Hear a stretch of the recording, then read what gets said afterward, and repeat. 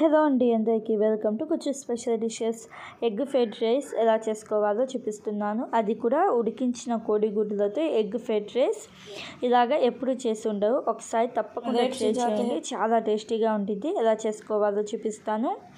ముందుగా 4-5 కోడిగుడ్లను ఉడికించుకొని పక్కన పెట్టుకోండి. ఇప్పుడు స్టవ్ ఆన్ చేసుకొని కడాయి పెట్టుకొని ఒక 2 టేబుల్ స్పూన్ల దాకా ఆయిల్ వేసుకొని ఒక 1/2 టీ స్పూన్ పసుపు, అలాగే 1/2 టీ స్పూన్ దాకా ఉప్పు, 1/2 టీ స్పూన్ దాకా బ్లాక్ పెప్పర్ నల్ల మిరియాల పొడి వేసుకొని ఒకసారి బాగా కలపండి. ఇలాగ ఒకసారి బాగా కలుపుకున్న తర్వాత ఉడికించిన కోడిగుడ్లు పెంకు తీసుకొని 4-5 ఘాట్లు వేసుకోండి. కోడిగుడ్డుకు 4-5 ఘాట్లు వేసుకొని కోడిగుడ్డు పైన కొంచెం క్రిస్పీగా అయ్యేదాకా ఫ్రై చేసుకోండి. ఒక 30 సెకండ్స్ లేకపోతే ఒక 45 సెకండ్స్ దాకా ఈ కోడిగుడ్లను ఫ్రై చేసుకోండి. ఫ్రై చేసుకున్న కోడిగుడ్లను ఒక ప్లేట్లోకి తీసుకొని పక్కన పెట్టేయండి.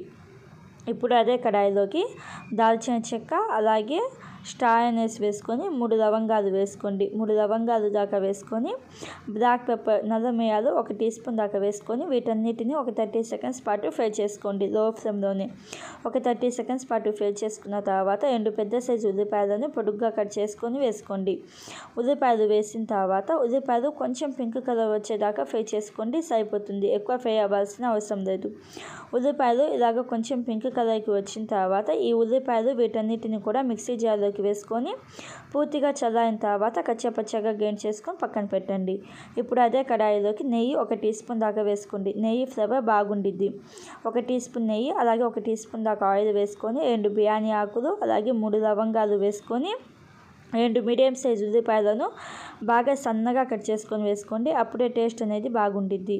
ఉల్లిపాయలు వేసేసి ఉల్లిపాయలు కొంచెం పింక్ కలర్కి వచ్చేదాకా ఫ్రై చేసుకోండి. ఉల్లిపాయలు కొంచెం పింక్ కలర్కి వచ్చిన తర్వాత 3 మీడియం సైజు టమోటాలను సన్నగా కట్ చేసుకొని వేసుకోండి. అలాగే పసుపు ఒక 1/2 టీ స్పూన్, ఉప్పు కూడా ఒక 1/2 టీ స్పూన్ దాకా వేసుకొని ఉల్లిపాయలు టమోటాలు మెత్తగా అయ్యేదాకా ఫ్రై చేసుకోండి.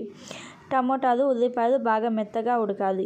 ఇలాగా బాగా మెత్తగా ఉడికిన తర్వాత అల్లం వెల్లుల్లి పేస్ట్ ఒక 1/2 టీ స్పూన్ దాకా వేసుకొని అల్లం వెల్లుల్లి పేస్ట్ పచ్చివాసన పోయేదాకా ఫ్రై చేసుకోండి.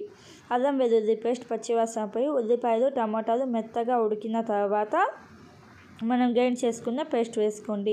గ్రైండ్ చేసుకునేటప్పుడు నీళ్ళేమీ వేయాల్సిన అవసరం లేదు. నీళ్ళేమీ వేయకుండా ఇలాగ గ్రైండ్ చేసుకున్న పేస్ట్ వేసుకొని జస్ట్ 1 నిమిషం పాటు ఫ్రై చేసుకోండి. ఉల్లిపాయలు మనం ఫ్రై చేసి గ్రైండ్ చేసాం కాబట్టి జస్ట్ 1 నిమిషం పాటు ఫ్రై చేసుకొని కారం ఒక 1/2 టీ స్పూన్, అలాగే పసుపు ఒక 1/2 టీ స్పూన్ దాకా వేసుకొని ధనియాల పొడి 1 టీ స్పూన్ వేసుకోండి. అలాగే గరం మసాలా పొడి ఒక 1/2 టీ స్పూన్ దాకా వేసుకొని ఉప్పు ఒక 1/2 టీ స్పూన్ దాకా వేసుకోండి. ఉప్పు ఒక 1/2 టీ స్పూన్ దాకా వేసుకొని ఒకసారి బాగా కలుపుకొని ఒక 2-3 నిమిషాల పాటు ఫ్రై చేసుకోండి.